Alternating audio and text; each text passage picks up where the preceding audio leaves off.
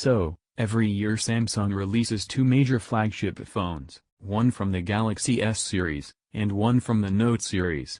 Now, Samsung tends to release different variants of the S phones than the Note phones. Usually, they release two device variants, like with the S8 and S8 Plus, or S9 and S9 Plus. Sometimes, they may release three variants, like with the S6, S6 Edge, and S6 Edge Plus. And very rarely, they'll release four variants, like with the S10 lineup. But Samsung doesn't really do this with the Note phones. We don't really get different device models or re-releases, like we've seen with some S phones.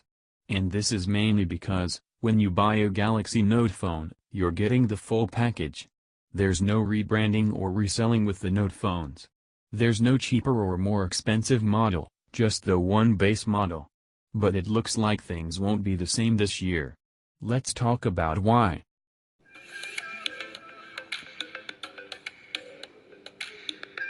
Earlier on, we got a report telling us that Samsung is planning to release two Note phones, the base model, and a cheaper, more affordable Note 10.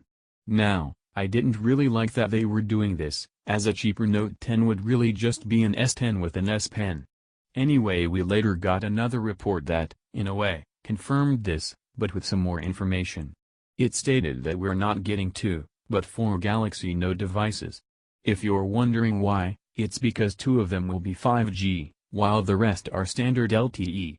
Many people like this, because they not only have two wireless communication speeds, but because one set of phones will be cheaper than the other. And when you put it like that, then this is a good idea, I agree, but not completely. And when we compare specs, we start to see why. These two sets of phones have the exact same specs. Meaning Samsung's releasing four phone models, whose counterparts are exactly the same. In fact, the only difference in these phones is their speeds, which isn't enough of a reason to create two models each that are exactly the same. Look Samsung, if you wanted to create 5G phones, then create 5G phones. Otherwise, leave them to be LTE. Don't just try to make a few extra bucks. I thought I didn't like Apple for this, but Samsung just took it to a whole new level. Anyway, these are my thoughts. What are yours? Do you think Samsung should go ahead with this? Let me know in the comments below. Thanks for watching this episode of TAT, I hope to see you in the next one. Peace out.